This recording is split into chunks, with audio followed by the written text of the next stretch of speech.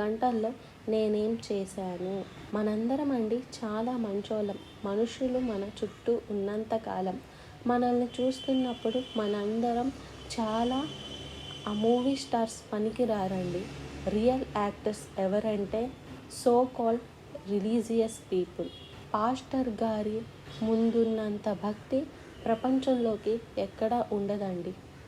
విశ్వాసులకి అయ్యగారు వచ్చారంటే ముఖమే మారిపోద్ది. హల్లెలూయా, ప్రైజ్ ద లార్డ్.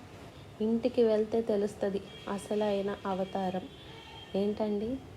దేవుని ముందు ఎలా ఉన్నావు? నువ్వు ఒంటరిగా ఉన్నప్పుడు ఎలా ఉన్నావు?